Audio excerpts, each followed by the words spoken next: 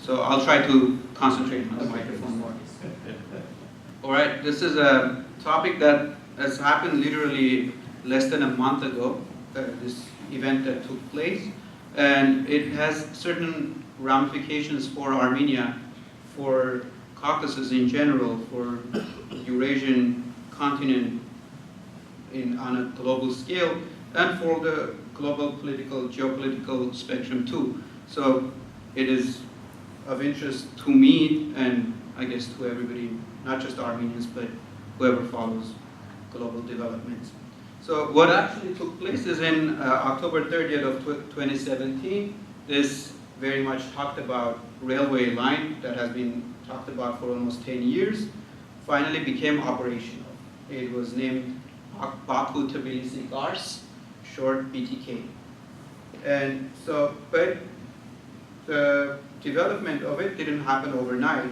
First, the construction started in 2007, so it took almost 10 years to finalize this project.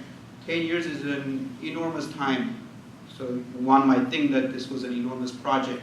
And the main party that funded this project, Azerbaijan, has been running the campaign since then of how massive of an accomplishment this was. However, since the beginning, the project was mired with many problems. First of all, construction started in 2007, but subsequently it was initially declared that it would be opened in 2010. But then 2010 came along, and then construction had barely started. And then it was delayed again to 2013, then to 2015, then to 2016, to a point where everybody had almost not even forgotten, but kind of given up that this would just be another way of maybe a money laundering campaign, maybe it would never happen, until finally Azerbaijan started putting in massive amounts of its own money to basically bankroll this project and finish it. So as I said, it would sound like this was an enormous project. Imagine they had agreed on this in 2005, and then it took 12 years to complete. But in reality, it actually isn't. So even though the line that starts in Baku and then goes all the way up to the Turkish city of Kars is 513 miles long, only 65 miles of new track had to be built. So even if you hear on the news that almost 500-mile long railway has opened, that's a misnomer. Only 65 miles of it had to be built. So the original line, which went from basically the old Russian imperial line, had already been constructed in 1883 and then expanded in 1899, which of course reached the Armenian city of Gyumri. But then, as you know, since Turkey has closed its borders with Armenia, that part of the line has been inoperational. And then the other line, which starts from the Georgian town of Marabda and then goes to the Java Armenian town of Akhalkalaki, that section, this massive section, was actually finished in 1986. But during the subsequent years, fell into disuse. If you have followed Georgian politics, for decades Georgians deliberately pulled back funds from their northern side, which is Java.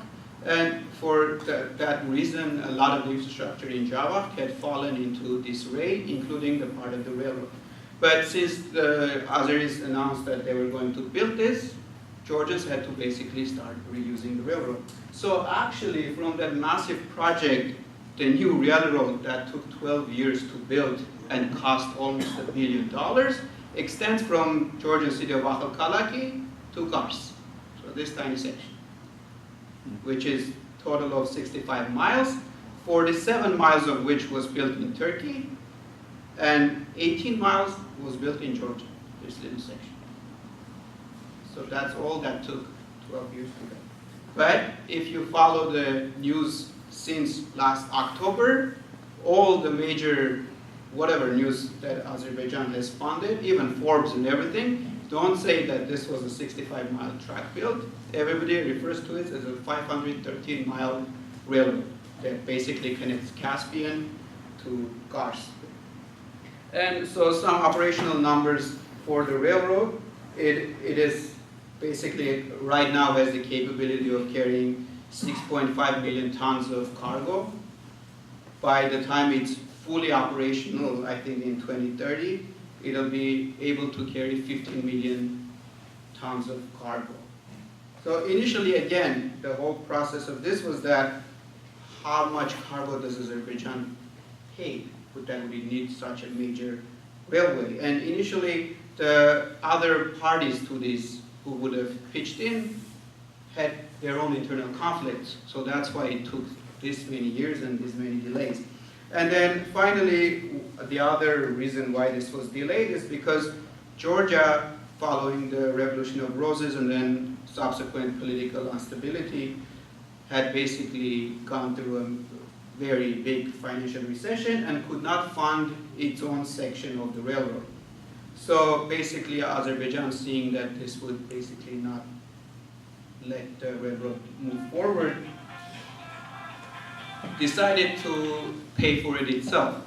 And so first it gave Georgia $200 million in loan with 1% interest, basically free money, so that Georgians could start the construction, and even that wasn't enough. So on top of that, Azerbaijan had to give Georgia $575 million additional loan with a 5% interest, so that Georgia could finish its section and then move the project along. So finally it was completed, and in October 30th, first cargo moved all the way from Baku and ended up in Kars. And the interesting thing about this is that the EU declined to fund any part of this, because EU kept insisting that this is circumventing Armenia, it's going around it, because EU was very much on the side of the railroad, either opening the old railroad, which already did exist, right, the old Soviet railroad, or it was like if the new line was supposed to build, at least cut through Armenia. First of all, it's shorter. Second of all, you're not excluding the country. So EU basically categorically declined to fund any part of it. And so Azerbaijan had to basically bankroll the entire operation and pay $1 billion from its own sovereign fund. But Azeris do believe that when this is fully operational, they'll get $240 million of annual revenue from it.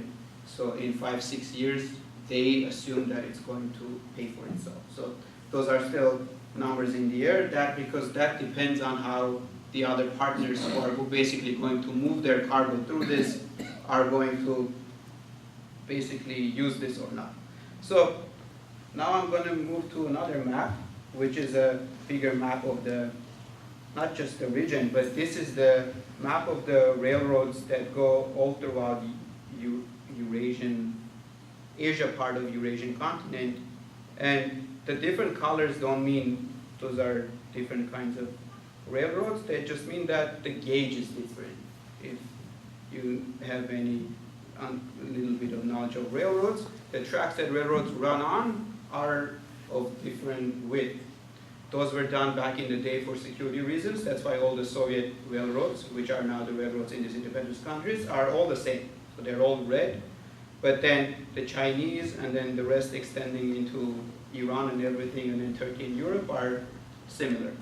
So what happens when the tracks are of different gauges is at some point you have to build a depot where trains coming from one width of a track have to move to another. So if you see on these maps, there are places where the green meets red. So see, this is a junction, or there are junctions here. And so this new railroad that has been built is this section. The map is the railway map of the United Nations. It's from 2016, so by the time this map was published, this was still not built, so that's why it's still marked as a not finished line. But basically, now it exists. But if you look closer, why I put this map is that that little link now makes it possible for all these railroads to connect to each other, which formerly was a little missing part. So now that when the link is operational, what it allows, it's not just that Azerbaijan is going to use this. Other countries are basically going to move their freight their cargo through it.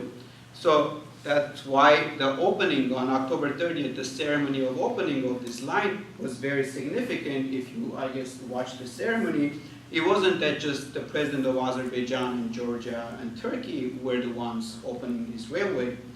The actual present people there were also the prime minister, the representatives of Uzbekistan, Tajikistan, Turkmenistan, and Kazakhstan, which was surprising because they had no part in this railroad, right? Railroad doesn't extend to them. So one would think, why would they be at the ribbon cutting ceremony? But if you look closely, what the issue is with the Central Asian region, Central Asia is literally landlocked. It's one of the largest land masses in the world and completely landlocked. Uzbekistan is only one of 2 countries in the world that's double landlocked, which that means is the countries that it borders are also landlocked. So if it gets out to its neighbor, they're still landlocked. So they have no way out to the sea.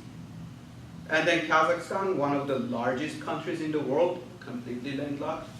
Turkmenistan, with the richest gas reserves in the world, again, completely landlocked. Caspian doesn't count as a way out because it's basically a large lake. Same thing, Tajikistan, Kyrgyzstan, all of them landlocked. And another thing is they are the world's gateway to where? China. China, again, massive country, largest population, but too far away from Western shores. For it, it's very easy to get to American shores, but for it to get to European markets, which are its, maybe after America, its largest market, it's very difficult.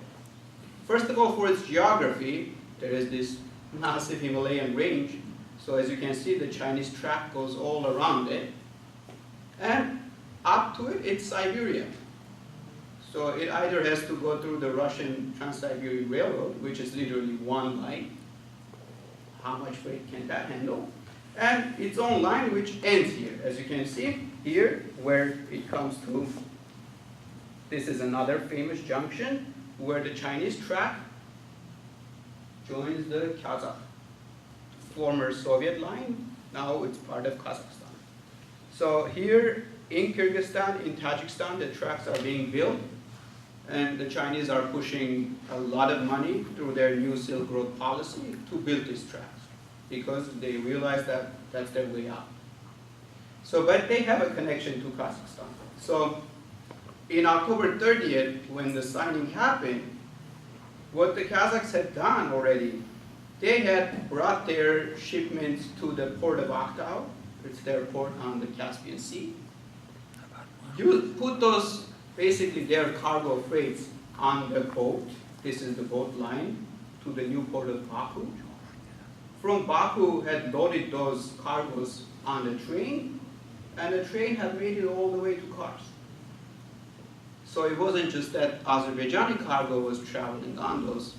It was now the cargo of Kazakhstan. Then what did the Chinese do? Chinese brought all their freight from all the way from inner China to this little area right here, where, as you can see, the gauge changes, and now it transports to the Kazakh line. And same, Kazakhs could do now the same thing. So initially what happens is that this becomes not the line of Azerbaijan to Europe. This becomes China's outlet to Europe. And in this sense, this becomes a very powerful, basically money-making tool for Azerbaijan. And not just for Azerbaijan, but the 3 countries that basically partnered together in this. And one line that stood out at the opening ceremony of this railroad was by Turkish President Erdogan, who said that Baku-Tbilisi-Kars is part of a big Silk Road, and it is important that we have implemented this project using our own funds. We don't owe anybody, basically. This is our project. We built it. Whatever benefit comes from it is ours. Right? Because for the past 20, 30 years, even Turkey too, who has basically fraternal ties to all the Central Asia, right when the Soviet Union fell apart, it could not implement any kind of a big brother role because in 91, 92, Turkish economy was in slums. Not just the economy, the state, basically recovering from the coup and everything. So it could not afford to be any kind of a big brotherly figure to their Turkic brethren. But now, basically what he was saying is that we are financially independent enough that we, first of all, implemented this massive project. Second of all, we are the link now between China and West. And so whatever happens, we have a say in it. So very powerful poetic language, but one has to still see if it happens or not.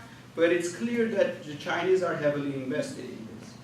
So now what they also want to do, as you can see, like after it connects to Kars, then there is already a line that goes all the way to Istanbul, and then from Istanbul connects to the European network. So what the Chinese have announced that they are going to basically pay for the renovation of Kars-Sivas line, which already exists, but it's the old infrastructure. So they're going to pay for it to be a state-of-the-art railway track that could handle moving 15 million tons of cargo. So if it does, then from here, it is literally straight to the European grid. So the Chinese have a way out. This is, first of all, brings for them a second option. They don't have to go through Russia, and because they have clearly intentions of building the track toward Afghanistan, toward Pakistan, to bring it to the Gulf or the Indian Ocean, but that's going to probably take a while, considering the security ramifications and the political situation in Afghanistan and much more deteriorating in Pakistan. But where Armenia factored in all of this, for a long time it was believed that the line to Merli would be built, and then that would be a gateway to Iran. And so basically all of this that I talked about would not happen through Azerbaijan, but just would flow through Iran to Armenia, and from Armenia to Georgia and to the Black Sea. But this does not look like it's going to happen anytime soon either. So for being now, this is the situation we're in.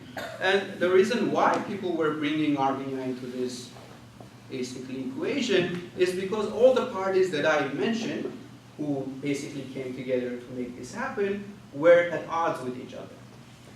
Kazakhstan on this side, Azerbaijan, Turkmenistan, Russia, and Iran were for 2 decades fighting over the Caspian Sea. Because Caspian Sea, Russians wanted to regard to it as an internal lake, which if they did, it wouldn't need any kind of a division. So everybody would literally just control their coasts, and Russia had the largest coast to it, so Russia would benefit the most. But then the all other parties were like, no, let's literally split the lake into 4. Wouldn't that make more sense? So for a long time they couldn't agree, especially Azerbaijan on this side and Kazakhstan and Turkmenistan on the other, because their line had to run through the middle where all the oil is. So Azerbaijan claimed these 3 oil fields, which Turkmenistan also claims. And so basically they had their relations were on very shaky grounds. So in that atmosphere, nobody thought that these people would come to common terms to, agree on a railroad and everything.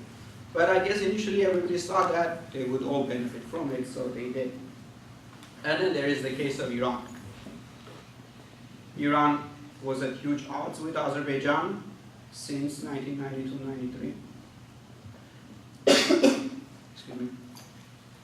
Because of, during the war, Azerbaijan is all of a sudden remembered that they had 20 million brethren on the other side of the border.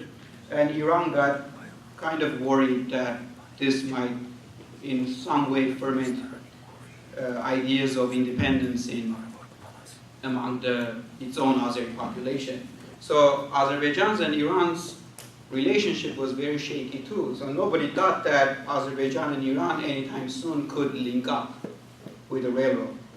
However, since it looks like this project is going to take place, that's what Iran thought. So in March of 2017, basically recently, earlier this year, Iran and Azerbaijan finally agreed to go ahead with the railroad project. And so the railroad project that is crucial in this case is the section between Astara and Rasht. This section, which was planned but never constructed. So if this section of the railroad is finished, which the Chinese are also a lot interested in, that would lead to a further connection from Iran to Azerbaijan. So Iran would not be as, like not desperate, but not as committed to the railway line to Armenia. As of now, it was very committed to it because it saw it as its only way out. First of all, because under the weight of sanctions and everything, Armenia was only one country that was so openly friendly with Iran. Other than Armenia, everybody else fearing Western retaliation because of sanctions was refraining from deeper relations with Iran. So now that Iran is partially opening up to the world, and first of all, the Chinese are rushing to get there before everybody, completion of this line would basically undercut Armenia in that aspect too.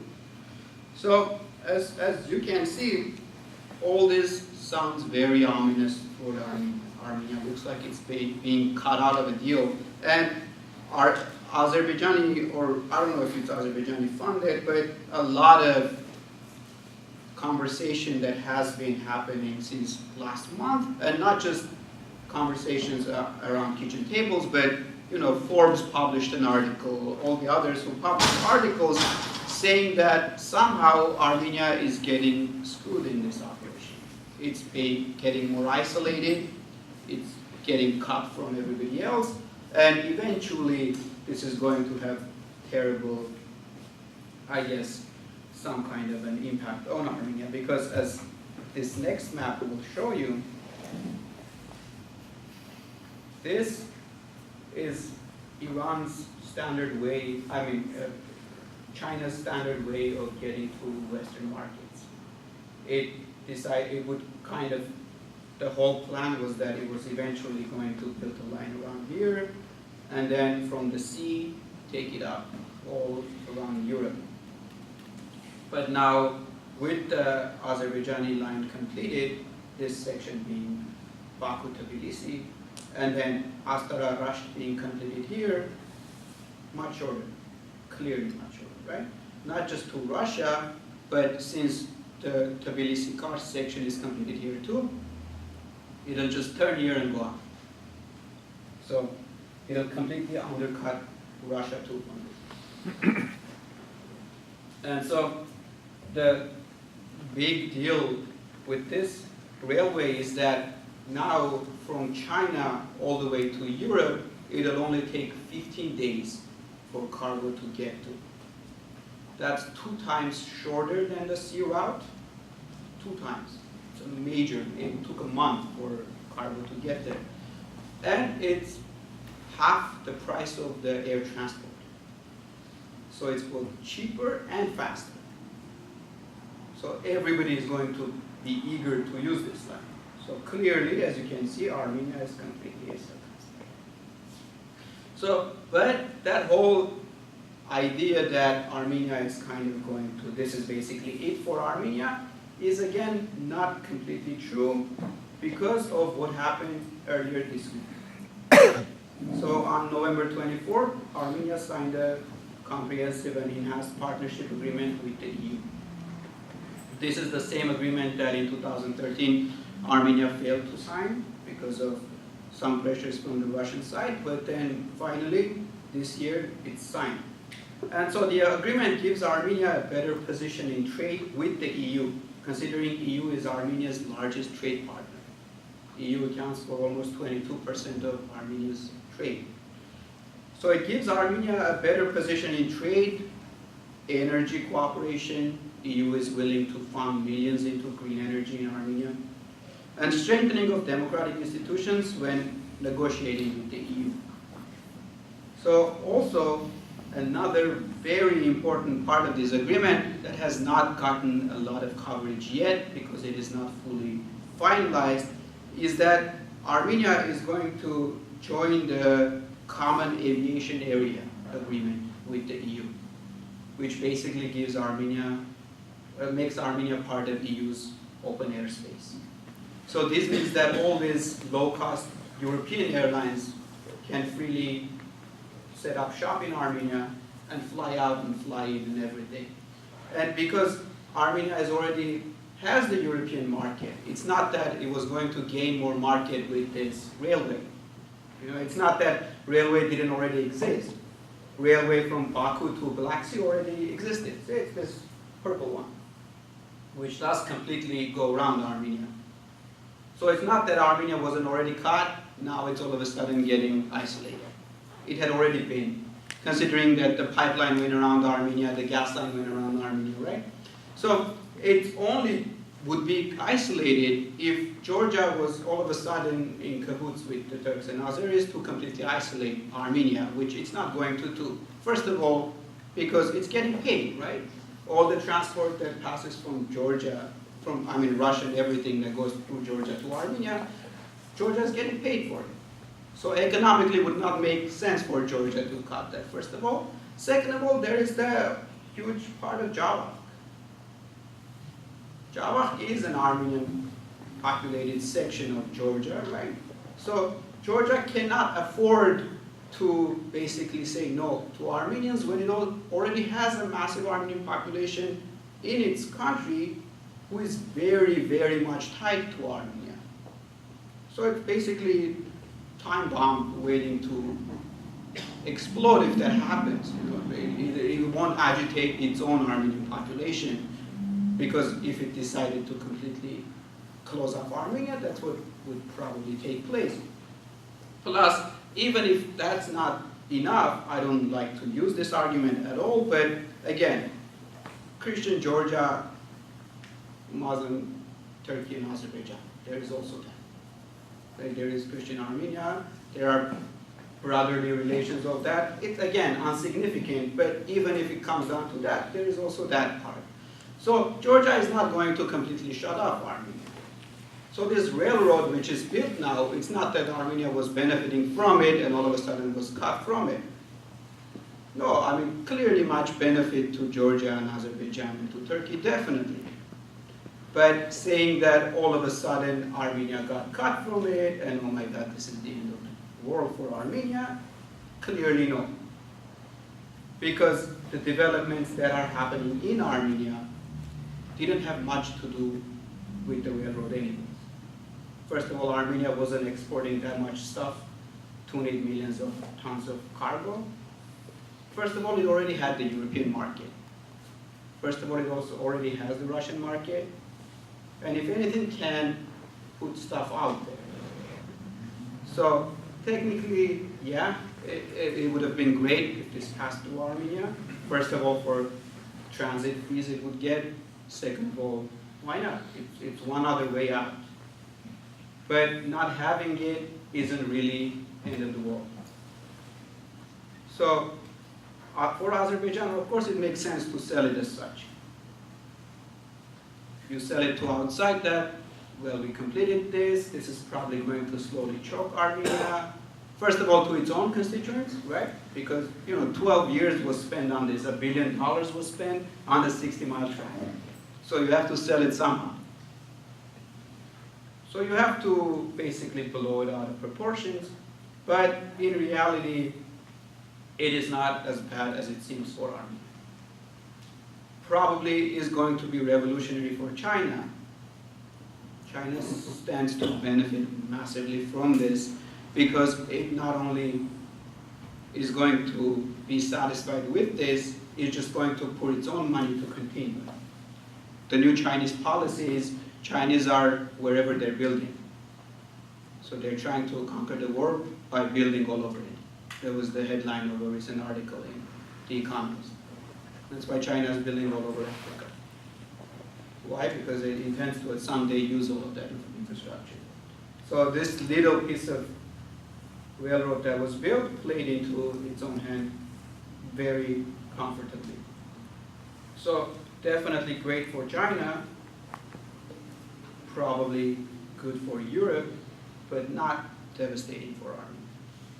And the agreement happening in November with the EU, up until the last minute, it was thought that it would still maybe fall through, that Russians would interfere last minute as they did in 2013, and then this would fall through, but ended up happening. So Armenia is now the only country who has the full benefits of being in the Eurasian Union with the post-Soviet bloc, Russia, Kazakhstan, Belarus, and Kyrgyzstan, and being part of the EU's Eastern Partnership. So basically trying to use best of both worlds wherever it's best applicable to it.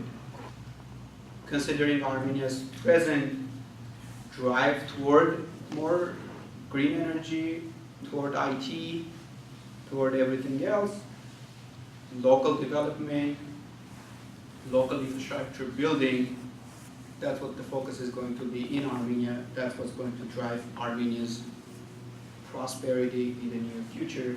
So, although it would have been great to have a railroad going down too, not having it is not the end of the world. That's it. Thank you very much for paying attention.